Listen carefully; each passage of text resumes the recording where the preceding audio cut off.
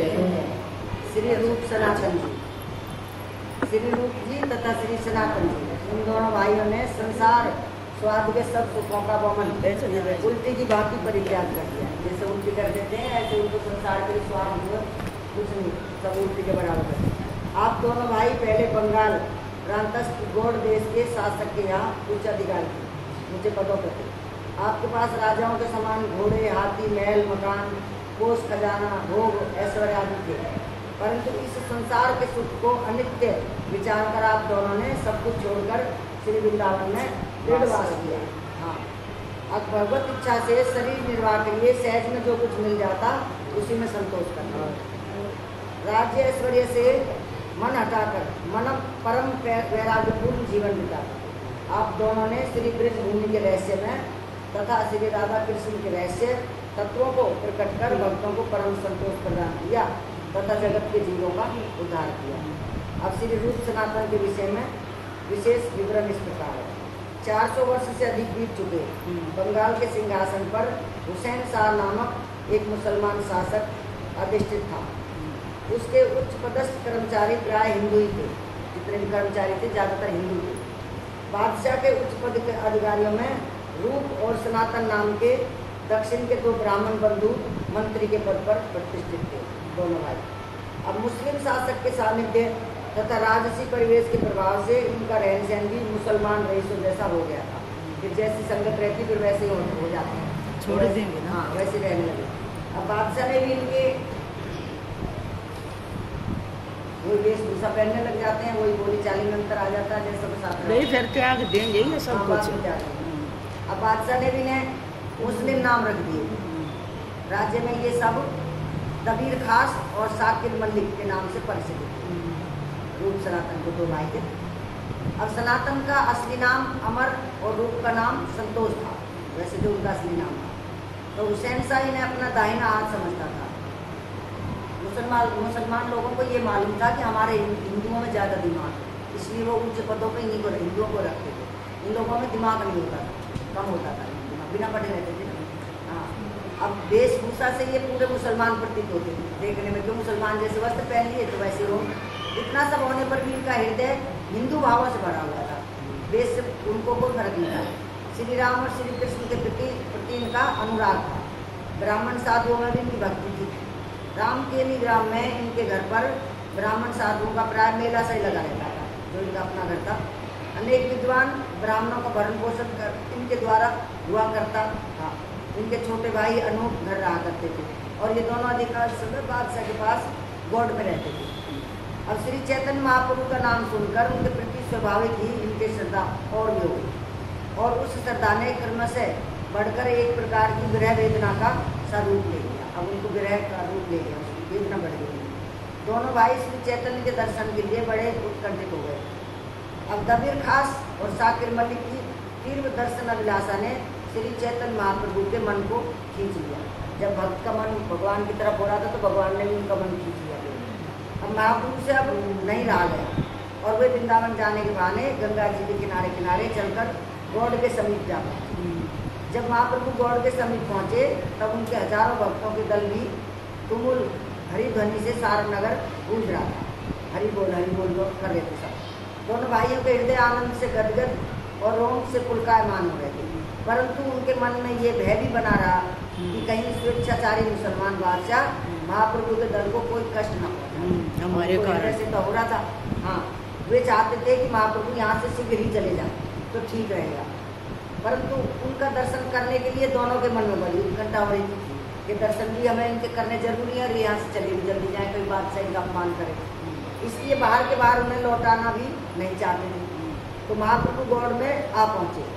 वे दर्शन दिए बिना कब लौटने वाले थे, वो भी दर्शन दिए बिना कब लौटने वाले, जब उनके मन उनका खिंच गया तो वे तो आए ही ये दोनों भाइयों को संसार से खींचकर बाहर निकालने के लिए थे। संसार सागर में फंसे हुए थे दोनों भाई।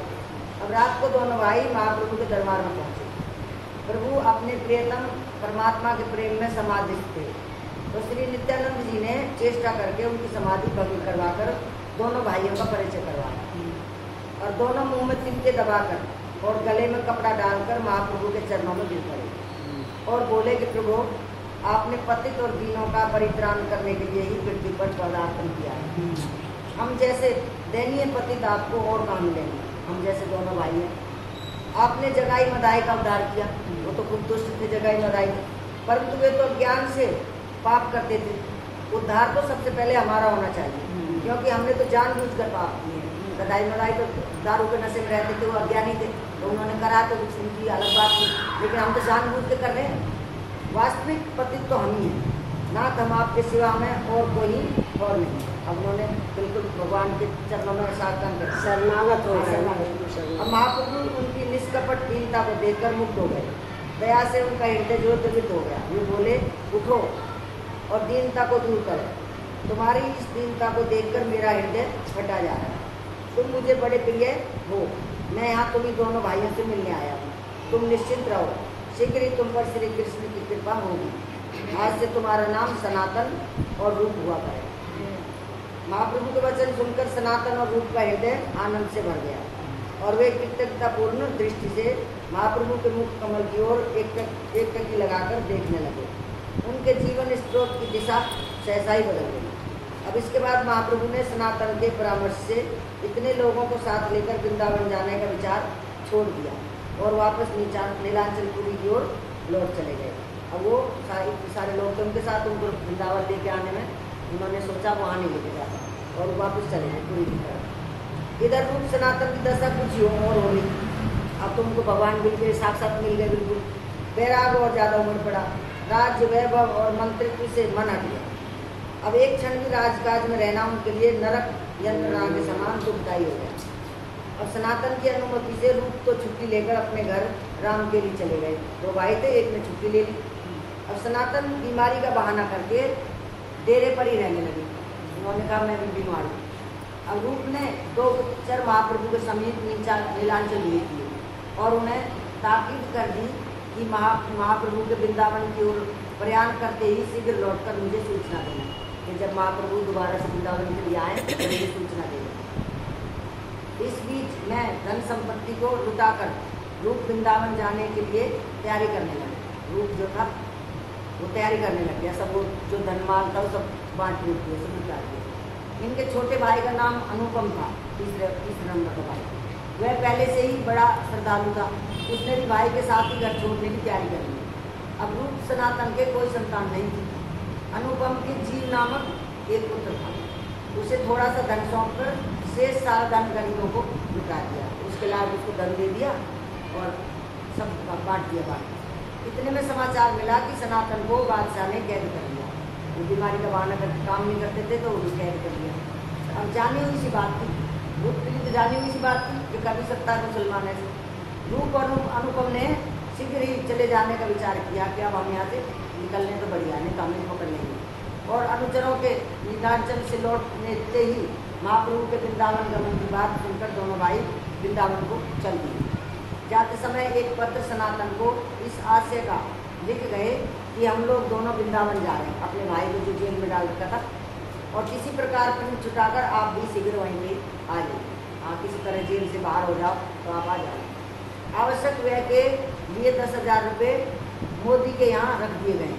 कोई मोदी रहा होगा उसके यहाँ रख दिए, वही सब आने का मोदी के यहाँ रख दिए। अब सदा अमीरी ठाट में रहने वाले रूप और अनूप की आज कुछ विचित्र सी अवस्था है। ठाट बाट में रहने वाला और एकदम पैदल यात्रा करने चल रही है। उन्होंने सारे वस्त्र और आभूषण उतार कर फेंक दिए। तन पर एक फटी गुदड़ी है और कमर में एक टोपी है। भूख प्यास और नींद की कुछ भी परवाह नहीं है। पास में एक कौड़ी भी नहीं है। वे शहर से कष्ट सहन करते हुए पैदल चले जा रहे हैं। अपने आप जो कुछ खाने को मिल जाता उसी से उधर पूर्ति करके रात को चाहे जहाँ बन पड़े रहते, परंतु उनके मन में कोई दुख नहीं रहता। कहीं भी पड़े, जहाँ भी हर इकट्ठे को नींद वैसी आ जाएगी जहाँ भी लोग जाएगा। अब चलते चलते दोनों भाई प्रयाग पहुँचे। वहाँ जाते ही अनायास पता लग गया कि महाप्रभु यहीं पर है, बजाय वृंदावन के प्रयाग में ही मिल गए। रास्ता वही है ना। दोनों भाई दांतों तले तिनका दबाकर जगत के बड़े से बड़े दीन और कंगाल की तरह कांपते रोते और पढ़ते उठते महाप्रभु के चरणों में जाकर गिर पड़े, और दोनों ही प्रेम के आवेश में मतवाले से हो गए। दोनों को सुध बुध नहीं। कुछ समय बाद धीरज धरकर बोले कि एक दीन दया में हे पतित पावन, हे नाथ, हम जैसे पतितों को तुम्हारे अतिरिक्त और कौन आश्रय देगा। अब महाप्रभु ने इससे पूर्व सिर्फ एक दिन रात के समय रूप को देखा था। पहली बार रूप और सनातन जब दोनों गए थे एक ही दिन देखा था। तो परंतु अब उसे देखते ही तुरंत पहचान कर महाप्रभु हंसकर बोले, उठो उठो रूप, दीनता छोड़ दो, तुम लोगों पर श्री कृष्ण की अपार कृपा है। तभी तो उन्होंने तुम लोगों को विषय कूप से निकाल दिया है। वो तो विषय कूप था जहाँ तुम फंसे हुए थे, उसके अधिकारी बन के। और रूप ने कहा, प्रभु सुना है कि सनातन को बादशाह ने कैद कर दिया है, उनके बड़े भाई को। प्रभु बोले, घबराओ मत, सनातन कैद से छूट गया है और मेरे समीप आ रहा है, वो भी मेरे समीप आ रहा है। रूप और अनुपम उस दिन महाप्रभु के पास ही रहे और वहीं पर प्रसाद लिया उन्होंने। महाप्रभु ने कई दिनों तक उन्हें प्रयाग में अपने पास ही रखा। रूप के द्वारा प्रभु को बहुत बड़ा कार्य करवाना था। अब वृंदावन की जिसके द्वारा भगवान को कोई कार्य करवाना होता है तो उसकी तो रक्षा खुद ही करते हैं। वृंदावन की दिव्य प्रेम लीला को पुनर्जीवन देना था।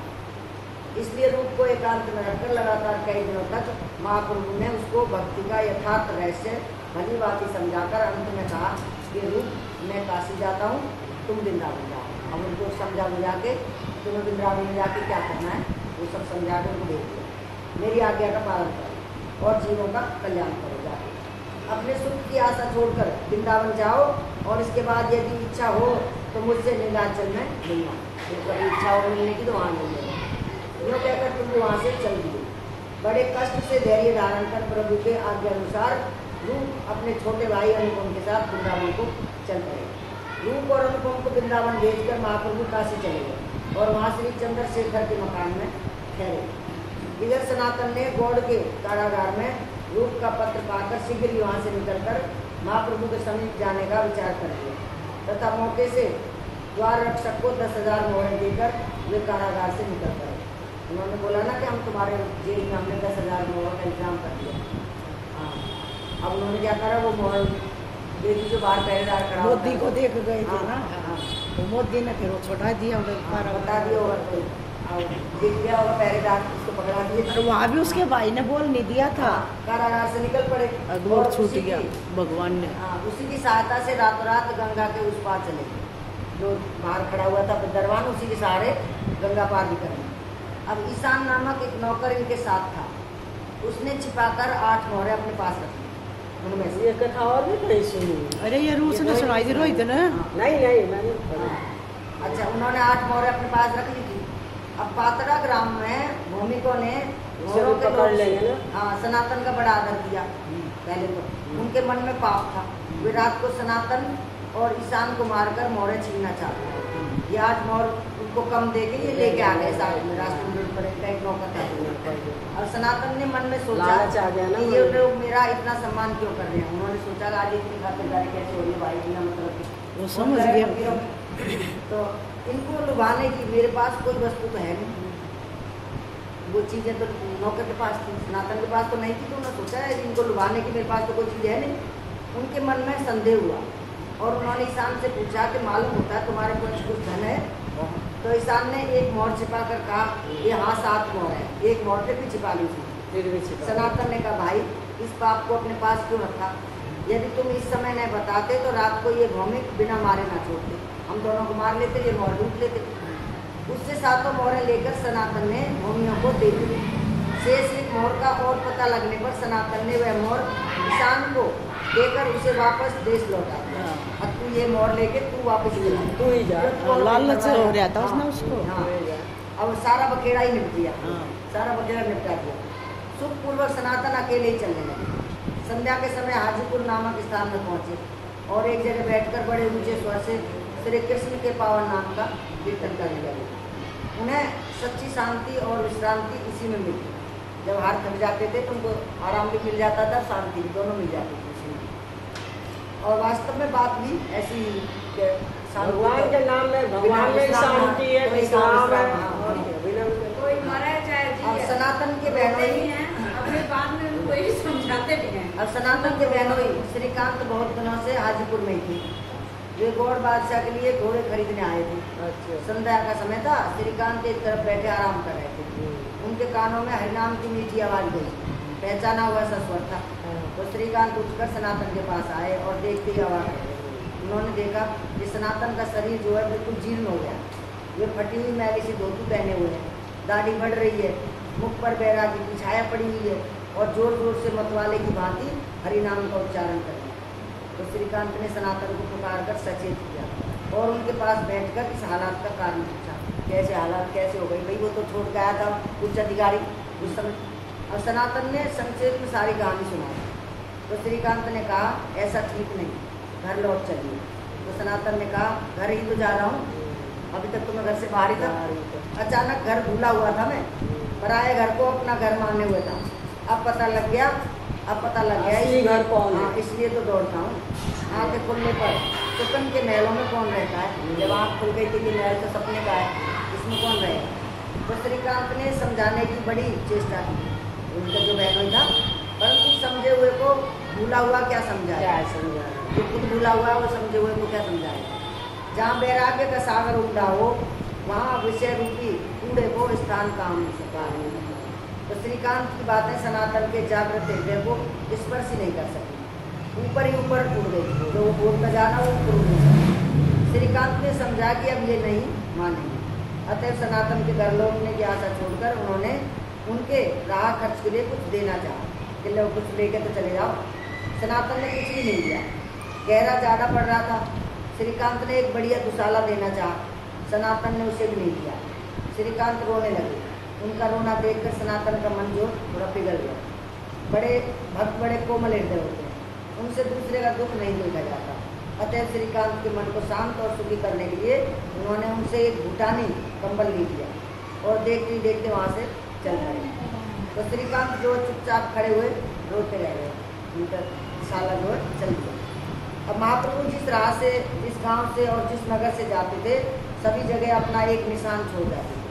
वह था हरिनाम की तुमुल और मत ध्वनि। उनकी जो ध्वनि थी बस फिर उस गांव में गूंजती रहती थी। अतः सनातन को खोज करने की आवश्यकता नहीं पड़ी।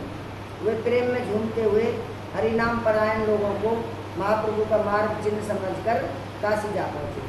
उन्होंने देखा वही हर गांव में जाते तो उससे पता लग जाता यहाँ भी हरि कीर्तन हो रहा है, यहाँ भी हरि कीर्तन हो रहा है। तो उस कीर्तन को देखते देखते वो आगे पहुँच गए और काशी जा पहुँचे और वहाँ जाकर इसी प्रकार सीधे चंद्रशेखर के मकान के समीप पहुँच गए। देखो हरिनाम की कृपा से ऐसे पहुँच गए, पूछने की जरूरत नहीं पड़ी। खोज प्रत्यक्ष थी, लाखों नर नारी मिलकर हरिध्वनि कर रहे थे। अब सनातन का मन जो प्रफुल्लित और शरीर पुलकित हो गया। वे धीरे धीरे जाकर चंद्रशेखर के दरवाजे पर ही बैठ गए। महाप्रभु घर के भीतर हैं और सनातन बाहर बैठे हुए प्रभु के श्री चरणों का ध्यान कर रहे थे। अंदर जाने का साहस नहीं होता था, अंदर लाखों की भीड़ कैसे जाते। अपने पापों को स्मरण करके मन में सोचते थे कि क्या मुझ पर भी प्रभु की कृपा होगी। मुझ सरीखे घोर नार की जीव की और क्या प्रभु क्या मेरी ओर निहारेंगे, क्या मेरी ओर निहारेंगे प्रभु। तो सनातन के मन में कहीं पर भी कपट या दम्भ की गंध तक नहीं, छल कपट तो था ही नहीं। तो सरल और शुद्ध हृदय से पापों की स्मृति के अनुताप से वो दग्ध होते हुए सनातन आज प्रभु की शरण चाहते। बस वो भगवान की शरण मांग रहे कब मुझे भी अपनाएंगे भगवान, कि नहीं अपनाएंगे, मैं बाहर बैठा हूँ। तो सर्वज्ञ महाप्रभु ने घर के अंदर बैठे हुए इस बात को जान लिया कि बाहर सनातन बैठे हुए। अतः उन्होंने चंद्रशेखर से कहा कि दरवाजे पर जो वैष्णव बैठा है उसे अंदर बुला ला। आज्ञा के अनुसार चंद्रशेखर बाहर गया और वहाँ किसी वैष्णव को ना देखकर वापस लौट कर बोला। वो उन्होंने तो सोचा वैष्णव होगा कोई चिन्ह वाला, खूब चिन्ह माथे तिलक लग रहे होंगे, खूब गले में पहन रखे होंगे गंजी माला। उन्होंने ये थोड़ी सोचा कि फकीर भी संत हो सकता है। तो उन्होंने वापस लौट कर बोला कि बाहर तो कोई वैष्णव है ही नहीं। उन्होंने सोचा कि बाहर तो कोई वैष्णव है नहीं। महाप्रभु ने कहा क्या दरवाजे पर कोई नहीं बैठा? तो चंद्रशेखर ने कहा दरवाजे पर एक फकीर तो संत बैठा है, मतलब वैष्णव स्वरूप नहीं है उसका, फकीर है। तो महाप्रभु ने कहा जाओ उसी को बुला के। अब सनातन के कपड़े लगते जो वैष्णव के से नहीं थे, परंतु उनका अंतर तो विष्णु में था। अंतर को पहचानना अंतर्यामी का ही काम होता है, उसके अंतर की व्यथा को तो वही जानता है। अब चंद्रशेखर यह सुनकर आश्चर्य करने लगा, सोचने लगा कि आज प्रभु इस फकीर को क्यों बुला रहे हैं। परंतु महाप्रभु के सामने कुछ कहने का साहस नहीं हुआ और उसने बाहर जाकर सनातन से कहा कि आप कौन हैं, आपको प्रभु बुला रहे हैं। प्रभु बुला रहे हैं आपको। तो इन शब्दों ने बिजली का सा काम करा उनके मन में। सनातन के हृदय में हर्ष, आशा, चिंता, भय, भक्ति और लज्जा आदि अनेक भावों की तरंग उठने लगी। कभी डर सा भी लग रहा है, कभी चिंता भी हो रही है कि भगवान मुझे बुला रहे हैं ना, और कभी लाज भी आ रही है। तो उन्होंने कहा कि क्या प्रभु बुलाते हैं, क्या सचमुच ही मुझे बुलाते हैं? ऐसे दीन भाव से पूछते, क्या सचमुच ही मुझे बुलाते हैं? आप भूल तो नहीं रहे हैं कहीं, आप मुझे गलती से तो नहीं बुला के ले जा रहे हैं? भला प्रभु मुझे क्यों बुलाने लगे? वे और किसी को बुलाते होंगे, लेकिन ऐसे कह रहा है। तो चंद्रशेखर ने कहा प्रभु आपको ही बुलाते हैं, आप अंदर पधारिए। अब सनातन के हृदय में आनंद का समुद्र उमड़ पड़ा कि वास्तव में प्रभु मुझे ही बुला रहे। परंतु अपनी स्वाभाविक दीनता से वे दांतों तले तिनका दबाकर अपराधी की भांति चुपचाप अंदर जाकर प्रभु के चरणों में लपुट की तरह गिर पड़े, एकदम सीधे दंडवत हो गए। हाँ। दोनों नेत्रों से आंसुओं की अजस्त्र धारा बहने लगी। सनातन बोले प्रभु मैं पामर हूँ, मैंने आजीवन काम आदि सठ विकारों की सेवा की है, विषय भोग को ही सुख माना है, दिन रात नीचों के साथ नीच कर्म करने में मैं रत रहा हूँ। इस मनुष्य जन्म को मैंने व्यतीत हो दिया, मुझ शरीर का पापी अदम नीच और कुटिल और कौन होगा? प्रभु आज आपके चरणों की शरण में आए। ये छोड़ बड़ी तेज बोला चुटकी से। अपनी स्वाभाविक दयालुता की तरफ ख्याल करके मुझे चरणों में स्थान दो, सनातन ने कहा। इस अधम को इन चरणों के सिवा और कहीं आश्रय नहीं।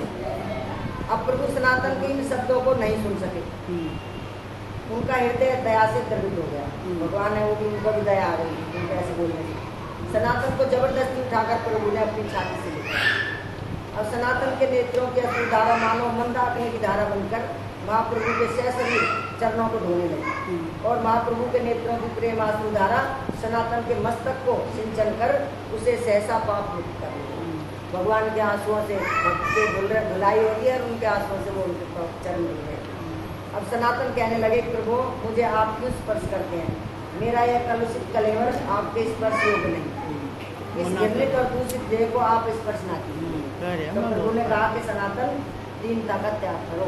करे मैंने मुसलमानों का खा रखा है। हाँ, मुसलमानों तो तुम्हारी दीनता देखकर मेरा कलेजा फटा जाता है। इतना दीन भी मत बनो, जो तुमने काम करा उसकी तरफ ज्यादा मत देखो। जब श्री कृष्ण कृपा करते हैं तब भले बुरे का विचार नहीं करते। श्री कृष्ण तुम्हारे सन्मुख हुए हैं, तुम पर श्री कृष्ण की इतनी कृपा है कि उसका वर्णन नहीं हो सकता। तभी तो उन्होंने तुम्हें विषय रूप से निकाल लिया। तुम्हारा शरीर अब निष्पाप है क्योंकि तुम्हारी बुद्धि श्री कृष्ण भक्ति में लगी हुई है। मैं तो अपने को पवित्र करने के लिए तुम्हें स्पर्श करता हूँ। भगवान देखो जैसे कह रहे कि मैं अपने आप को पवित्र कर रहा हूँ, तुझे अपनी छाती से लगा। यूँ कहकर महाप्रभु ने सनातन के भाग्य की बड़ी प्रशंसा की और कहा कि श्री कृष्ण प्रेम होने पर वास्तव में ऐसी ही दीनता हुआ, जिनको भगवान का प्रेम मिल जाए वो ऐसे दीन हो जाते हैं वास्तव में। इसके बाद महाप्रभु ने सनातन से उसकी कारागार से मुक्ति के संबंध में पूछा। अब भाई तुम कारागार से कैसे मुक्त हो? दोनों संक्षेप में उनको सारी कथा सुनाई। अब महाप्रभु ने चंद्रशेखर से कहा कि सनातन का मस्तक मुंडन कर और इसे स्नान करवाकर नए कपड़े पहने। स्नान कर चुकने पर जब तपन मिश्र नामक एक भक्त सनातन को नई धोती देने लगे, तब सनातन ने कहा यदि आप मुझे वस्त्र देना चाहते हैं तो कोई फटा पुराना ही कपड़ा दे दीजिए, अपना ही पुराना दे दो। हाँ, मुझे नए कपड़ों से क्या प्रयोजन। तो सनातन का आग्रह देखकर मिश्र ने एक पुरानी धोती दे दी और सनातन ने फाड़ कर उसके लिए 2 कोपिन बना दी। बस यहाँ तक बांधने के लिए 2 कोपिन बना दी।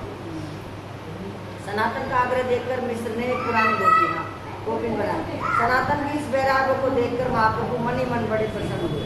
परंतु श्रीकांत की दी हुई कंबल सनातन के कंधे पर इस समय भी पड़ी हुई खींच रहा था बोझ। हाँ, अब महाप्रभु ने 2-4 बार उसकी ओर देखा और कभी धोती का तो फाड़ के टुकड़ा कोपिन बना ली और कंबल पर पड़ा हुआ है।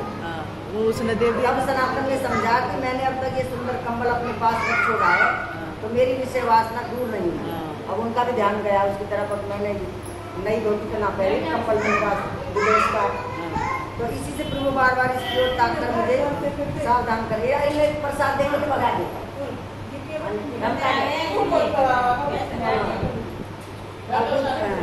अब उन्होंने क्या है वो कंबल जो है सनातन ने गंगा तट पर जाकर ये कंबल एक गरीब को दे दिया। समझ गए, वो भगवान की बात है, किसी को देख रहे बार बार तो इसे मैं किसी गरीब को दे देता हूँ, गरीब को दे दिया, बदले में उससे फटी गुदड़ी लेकर उसे ओढ़ दिया। जब महाप्रभु ने सनातन को गुदड़ी ओढ़े देखा तब वो बड़े प्रसन्न हुए और बोले कि सनातन, श्री कृष्ण ने तुम्हारे विषय रोग को आज समूल नष्ट कर दिया। ये थोड़ा सा ये विषय रोग रह रहा था, रोग बीमारी, आज ये भी खत्म हो गया, नष्ट कर दिया। उत्तम वैद्य, भला उत्तम वैद्य रोग का जरा सा अंश भी शेष क्यों रहने देगा। जो उत्तम वैद्य होगा वो बीमारी को जड़ से खत्म करेगा, उसका थोड़ा सा हिस्सा नहीं छोड़ेगा, क्योंकि बीमारी कभी भी छोटा मत समझो, वो छोटी से बड़ी हो जाती है। आग को कभी चिंगारी मत समझो, वो कब बड़ी हो जाए उसको कोई पता नहीं। कर्ज, कभी कर्ज को छोटा नहीं समझना चाहिए, छोटे से छोटा कर्ज को भी जल्दी से जल्दी उतारने की कोशिश करना। मेरे कर्ज तो ब्याज कितना बढ़ जाता है। कई चीज़ें ऐसी हैं जिनको कभी छोटा नहीं समझ, दुश्मन को कभी छोटा नहीं समझना चाहिए कि वो हार गया मुझसे तो छोटा नहीं, वो अंदर अंदर और ताकतवर होता है। इसलिए तो वैद्य जो होगा वो रोग का सारा अंश ही शेष नहीं रहने देगा। अब महाप्रभु ने सनातन को लगातार 2 महीने तक भक्ति तत्व की परमोत्तम शिक्षा देकर उनसे वृंदावन जाने को कहा। अब उनको वृंदावन ले गए, वृंदावन की जगह सारी ये खरीदे और वहाँ रूप अनुपम के साथ मिलकर श्री कृष्ण का कार्य संपादन करने के लिए आने किए कि अब 2 भाई तो वहाँ तेरे पहले गए हैं और तुम भी वहीं जाओ और वहाँ पे जाके कार्य करो। महाप्रभु तो नीलांचल चले गए और उनकी आज्ञा पाकर सनातन वृंदावन आ गए। वृंदावन आने पर पता लगा कि उनके भाई रूप और अनुपम दूसरे मार्ग से काशी होते हुए देश चले गए।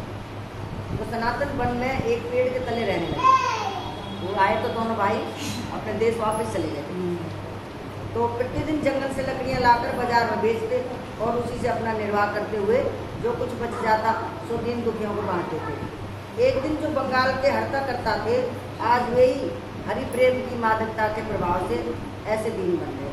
कभी वो राजा हुआ करता था और आज ऐसा बन गया। अब कुछ समय तक वृंदावन में निवास करके सनातन महाप्रभु से मिलने के लिए नीलांचल की ओर चल पड़े। महाप्रभु से मिलने उन्होंने कहा ना मिलना हो तो वहाँ आ जाना मेरे पास। तो रास्ते में उन्हें एक चर्म रोग कुष्ठ हो गया। कविराज गोस्वामी ने लिखा है कि झारखंड के दूषित जलपान से उनको यह रोग हो गया था।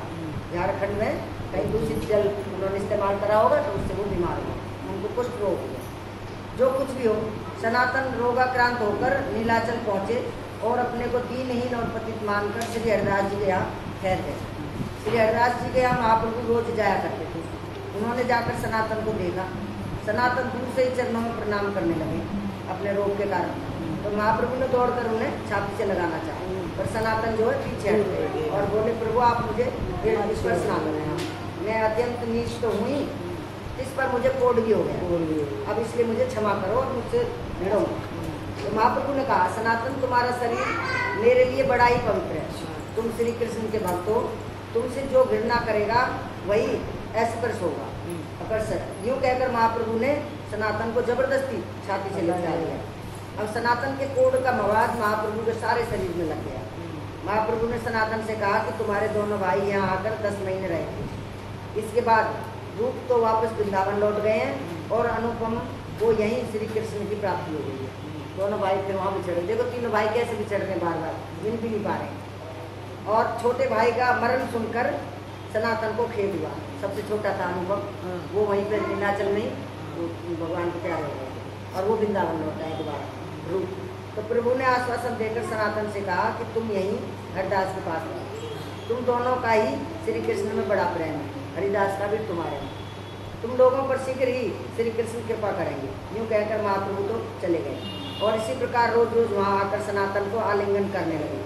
अब सनातन के मन में इससे बड़ा शोक होता था कि भगवान मेरे चिपट जाते हैं और खुद ही गंदे हो जाते हैं, तो वो नहीं चाहते थे कि मेरा गंद उनको लगे।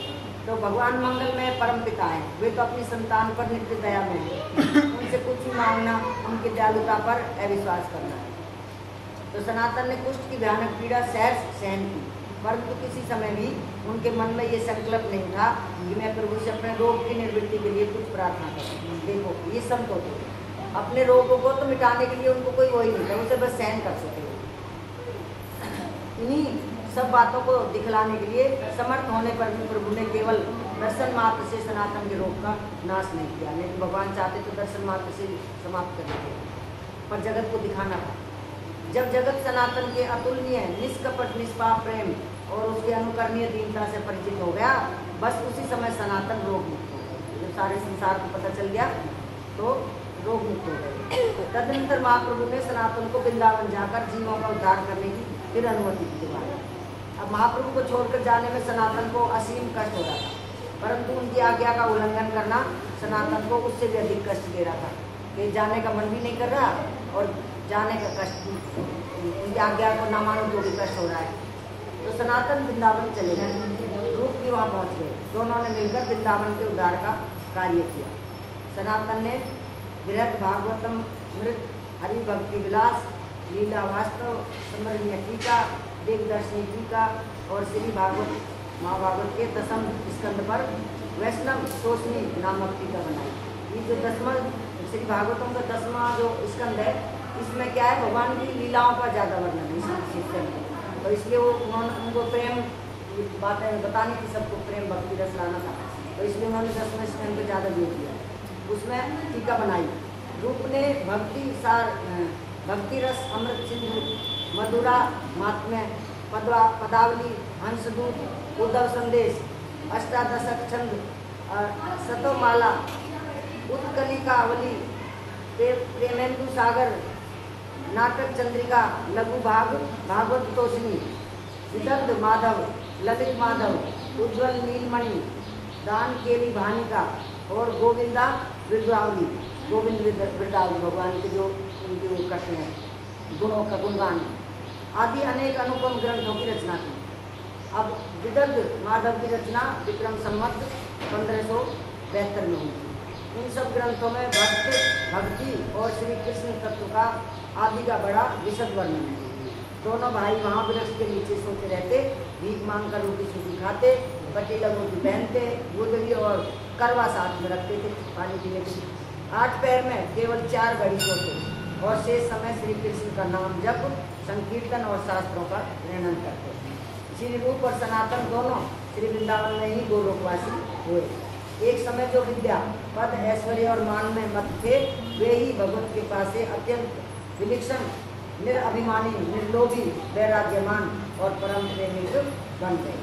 अब श्री प्रियदास जी श्री रूप सनातन जी के विषय में कहते हैं कि गोस्वामी श्री नाभाजी रूप जी तथा श्री सनातन जी के वैराग्य का वर्णन करने में ऐसे प्रेम मगन हो गए नाभाजी कि छप्पे के 5 चरण वैराग्य वर्णन में ही पूरे हो।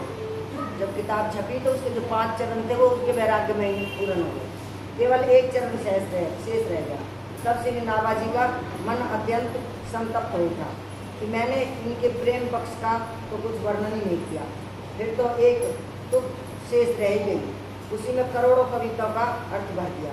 एक अध्याय जो बचा उसी में करोड़ों अर्थ भर दिए। फिर तो उनके प्रेम थे, अब कितने प्रेमी थे ये दोनों भाई। श्री नाभाजी ने इस स्थल पर कविता का सच्चा स्वरूप दिखलाया। इस एक तुक में श्री नाभाजी ने श्री रूप सनातन जी की श्री राधा कृष्ण रस की आचार्यता वर्णन की। अहो जिनकी कृपा दृष्टि से जन साधारण भी प्रेम पोथी पढ़ते हैं एवं पढ़ेंगे, उनके लिए यह कहना है कि दोनों महानुभाव बड़े ही अनुरागी। क्या कोई बढ़ाई है? अर्थात नहीं। भाव ये है कि ये तो सहज ही प्रेम रूप थे, ये भगवान पहले से ये तो सहज रूप ही भगवान ही थे। अब ये कहते हैं कि काल के कुचक्र से ब्रजमंडल के तीर्थ प्राय लुप्त हो गए थे, अतः उन दिनों उन्हें और श्री ब्रज भूमि एवं वृंदावन के स्वरूप एवं रहस्य को कोई जानता ही नहीं था कि वृंदावन में क्या था क्या नहीं था। परंतु श्रीमद् भागवत में श्री सुखदेव जी ने श्री ब्रज वृंदावन के संबंध में जैसा कुछ कहा तो श्री रूप सनातन जी ने वैसा ही प्रकट करके दिखा दिया। जो जो उन्होंने भागवत में वर्णन सुनते गए वो जो चीज़ें प्रकट करते गए।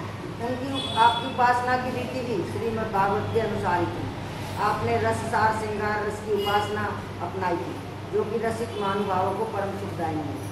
श्री गौरांग महाप्रभु का आदेश पाकर आपने कुछ दिन तक श्री गोपेश्वर महादेव के निकट निवास किया और श्री महाप्रभु की कृपा से सब प्रकार की भक्ति पाकर बहुत से भक्ति ग्रंथों की रचना भी की। ग्रंथों में वर्णित आपकी एक एक बात में मन बुद्धि जब निमग्न होते तो वह सब सुख मिलता कि फिर शरीर जो है पुलकायमान हो जाता और आंखों से आंसुओं की झड़ी सी लग जाती थी। वृंदावन ब्रज भूमि जानत न कोई प्राय दई दर्शाए जैसी सुख मुख गाई, जैसे सुखदेव जी ने अपने मुख से गाई वैसी की वैसी दर्शा दी। रीति हूँ उपासना की भागवत अनुसार लियो, रससार सो रसिक सुखदाई है। आज्ञा प्रभु पाए पुनि गोपीश्वर, लगे आए किए ग्रंथ पाए भक्ति भांति सब पाई है। एक बात में समात मन बुद्धि, जब पुलकित गात दृढ़ झरीसी लगाई है। एक समय श्री रूप गोस्वामी जी श्री नंदग्राम में कदम टेर पर भजन कर रहे थे। उसी समय बड़े भाई सनातन जी श्री वृंदावन से आपके पास आए। उस समय श्री रूप के मन में ये विचार आया कि आज मैं परम सुखदायी खीर का भोग श्री ठाकुर जी को लगाकर वह प्रसाद अपने अग्रज को पवाऊंगा। मेरा भाई आएगा तो मैं उसको खिलाऊंगा। आपके मन में किंचन मात्र ही यह विचार आया कि तत्काल मानो भक्तों को सुख देने वाली लाडली श्री प्रियाजू एक बालिका के रूप में खीर का सब सामान लेकर आ गई वहीं पे। और उसी समय बाबा से बोली कि बाबा ये लो सामान, दूध लो, चावल लो, मीठा लो, खीर बनाओ। उसी सामान से तुरंत रसोई करके श्री ठाकुर जी को भोग लगाया गया। और जब वह प्रसाद लेकर श्री सनातन जी ने पाया तो उन्हें अत्यंत प्रिय लगा, क्योंकि राधा जी के हाथ का था, तथा प्रेम का नशा सा छा गया। तब उन्होंने पूछा कि ये खीर कैसे बनी, भैया आप कहाँ दूध है, कहाँ चावल है, ये खीर कैसे बनी? इसमें तो अलौकिक स्वाद है, ये ऐसी वैसी खीर नहीं है। तब श्री रूप जी ने सब बात बताई। तो सुनकर श्री सनातन जी ने कहा, अब पुनः ऐसी खीर इच्छा मत करना, दोबारा परेशान मत करना राधा रानी को। मेरी इस बात को हृदय में दृढ़तापूर्वक धारण करके रख लो कि आज के बाद ऐसी खीर क्यों मत करना, क्योंकि उसके लिए भगवान को परेशान होना पड़ता है, आना पड़ता है। तुम तो अपनी बैराग्य की चाल से ही चलो, तुम जैसे बैरागी हो वैसे रहो, तुम खीर खिलाने में ज़्यादा वो मत करो। इतना कहते करे श्री सनातन जी एवं उनका आदेश सुनकर श्री रूप गोस्वामी की आंखों में प्रेम आंसू छलक आए। वो बोले, तुमने खीर की कामना करी तो राधा जी को आना पड़ा, दूध चावल ले, इतना कष्ट मत दिया करो, भगवान को अपने बैरागी में रखो। एक बार हाँ बहुत बड़ा है, 6:30 कितना घोर रह गया, बहुत बड़ा है। हाँ ये पढ़ना रहेगा। एक बार दे तो तुम भजन भी गाते हो, 5 मिनट मुझे कोई वो नहीं है और देख ले, मुझे तो मेरे छड़ी कोई बात नहीं। अब प्रेम आंसू छा गए तो थोड़ा सा ये ज़्यादा नहीं। हाँ अब एक बार वैष्णव समाज में श्री रूप गोस्वामी जी के मुख से श्री राधा कृष्ण के रूप गुण का गान हो रहा था, जिसे कानों से सुनकर सभा में उपस्थित सभी लोगों के प्राण व्याकुल हो गए, सबको मूर्छा सी आ गई। परंतु आप श्री रूप जी बड़े ही धैर्यवान थे। अतः यद्यपि भावावेश में शरीर की शुद्ध तो नहीं थी, तो भी खड़े ही रहे और खड़े खड़े रूप गुणगान करते रहे। उस समय आपने प्रेम की ऐसी रहस्यमय स्थिति का दर्शन कराया जो बड़े बड़े भावज्ञों की बुद्धि में भी नहीं आ सकता है। वह यह कि उसी समय श्री कर्णपुर श्री गोस्वामी जी ने आपके पीछे आकर अच्छी प्रकार से देखा कि आप बिल्कुल अच्छे से स्वस्थ से जान करते हैं। उस समय आप स्वस्थ दिख रहे हैं, किसी प्रकार की आकुलता नहीं है। परंतु वह तनिक आपके समीप आए और आपकी श्वास उनके शरीर को लगी, तब वे आपके प्रेम को जान पाए। कितना प्रेम, पहले तो इनको वैसे साधारण की तरह खड़े, और श्वास का स्पर्श होते ही उन्हें ऐसा लगा कि मानो अग्नि की लपट लग गई हो, इतना प्रेम रस था। तथा उनके शरीर पर अंगार छू जाने जैसा चिन्ह भी हो गया, कि जैसे कोई अंगार लगा दिया हो श्वास से सिर्फ, अर्थात फपोले पड़ गए, उस चिन्ह से फपोले पड़ गए। प्रेम की यह नवीन रीति भला किससे गाई जा सकती है। अब खिरक गोमती लाके भूगर्भ में एक दिन रात्रि के समय ठाकुर श्री गोविंद चंद्र जी ने आपको स्वप्न में दर्शन दिया और कहा कि मैं खिरक गोमतीला के भूगर्भ में निवास करता हूँ। कोई खिरक गांव है, उसमें मैं निवास करता हूँ। एक गैया नित्य प्रति सुबह शाम तथा रात्रि को भी अपनी दूध की धारा से मेरा अभिषेक करती है। जमीन में रहे होंगे ना, वो पेशवर के दर्शन होएंगे ना, और हमारा पोषण करती हैं। वो कहती है हमारा पोषण करती हैं, आप वहाँ जाकर देखिए, तब स्वयं जान जाएंगे। तो श्री ठाकुर जी के संकेत के अनुसार श्री रूप गोस्वामी ने श्री गोविंद चंद्र भगवान का स्वरूप प्रकट किया। वहाँ पे गोविंद चंद्र भगवान श्री ठाकुर गोविंद देव जी की अत्यंत ही अनुपम छवि। चतुर रसिकेंद्र चूड़ामणि श्री राधा गोविंद एवं परम रसिक श्री रूप जी का निरंतर हृदय में ध्यान करते हैं। एक बार श्री सनातन जी नंदगांव में पावन सरोवर पर रह रहे थे। भजन में मन लगा जाने से 3 दिन ना तो गांव में मधुकरी मांगने आए और ना तो संयोग से गांव का ही कोई सरोवर जोड़ गया। उस समय 4थे दिन एक श्याम वर्ण का बालक स्वयं ठाकुर श्री मदन मोहन जी दूध लेकर आया और उसने प्रार्थना पूर्वक उन्हें दूध पिलाया। अब बालक की रूप माधुरी से आकृष्ट होकर उन्होंने पूछा तुम कहाँ रहते हो। तब बालक ने अपने घर का पता बताया तथा कहा कि हम 4 भाई श्री हरदेव जी गोवर्धन में, श्री बलदेव जी बलदेव ग्राम में, श्री केशव देव जी मथुरा में, श्री गोविंद देव जी वृंदावन में, चारों। साथ ही पिताजी श्री नंदू जी का भी परिचय दिया कि हम नंदू के बच्चे हैं। कृष्ण भगवान हाँ, यहाँ रहते। हाँ। अब बालक के चले जाने पर श्री सनातन जी का मन पुनः बालक के दर्शन के लिए उत्कंठित हुआ कि ऐसा बालक दोबारा देखा जाए। अतः सरोवर से उठकर नंदगांव आए और उन्होंने घर घर पूछा, परंतु कहीं भी बालक रूपधारी श्री हरि को नहीं पाए। चारों ओर खोज खोज कर हार गए। अब इनकी आंखों में आंसू भर आए। तब आपने निश्चय किया कि यदि अब की बार यह बालक आएगा तो उसे जाने नहीं देगा। तो श्री सनातन जी को बालक के सिर पर बंधी लाल पगिया बहुत सी अच्छी लग रही थी। आप रात दिन उसी लाल पाग वाले सांवरे किशोर का ध्यान करने लगे। उनकी लाल पगड़ी बांधते आए तो वो अच्छी लगी। अब श्री रूप गोस्वामी जी ने चाटू पुष्पांजलि नामक स्त्रोत में श्री राधिका जी की वेणी की नागिन से उपमा की है। उनकी चोटी को नागिन। हाँ। चोटी की। इस प्रसंग को जब श्री सनातन जी ने पढ़ा तथा श्री राधिका जी का स्वरूप नेत्रों से देखा तो उन्हें यह उपमा नहीं जची। उन्होंने नहीं जची उनके मन में। उन्होंने सोचा कि जान पड़ता है कि भाई ने भाव पद्धति से हटकर केवल काव्य पद्धति का अनुसरण करते हुए ऐसा लिखा। जैसे भजन लिखे जा रहे हैं तो ये भाव से नहीं, ये काव्य पद्धति से लिखे जाते हैं, जो मर्जी लिख दिया। परंतु एक दिन आप श्री राधा कुंड के किनारे बैठे भजन कर रहे थे। इतने में क्या देखा कि एक वृक्ष की डाल पर झूला पड़ा हुआ है। उस पर बैठी एक गौर वर्ण की किशोरी प्रफुल्लित मन झूल रही है। अब पता लग जाएगा उस चोटी का रहस्य। और सखियां उमंग में भरी हुई उन्हें झूला झूला रही राधा राधा। उस किशोरी की पीठ पर आपको लपलपाती हुई और नागिन सी दिखाई पड़ी। चोटी जब लहराई तो उनको लगा जैसे कोई नागिन लहरा रही है। आप तुरंत ही नागिन से किशोरी की रक्षा करने के लिए दौड़ पड़े। वो सोचे कि नागिन चढ़ गई, परंतु समीप पहुंचने पर देखा कि वह नागिन नहीं है, वस्तु उसकी बेनी है। हाँ, चुटिया। इतने नहीं, वह झूले का दृश्य भी अंतर्धान हो गया। फिर तो आप समझ गए कि यह तो साक्षात किशोरी श्री राधिका जी सखियों के साथ झूला झूल रही थी और हमारे भ्रम का निवारण करने के लिए ये लीला थी। उन्होंने सोचा कि नागिन किसी ने भ्रम में लिख दिया है, तो ये मन में भ्रम हो गया था। अब भ्रम को दूर कैसे करे, तो राधा रानी खुद आके अपनी ज्योति दिखा के निपटाया।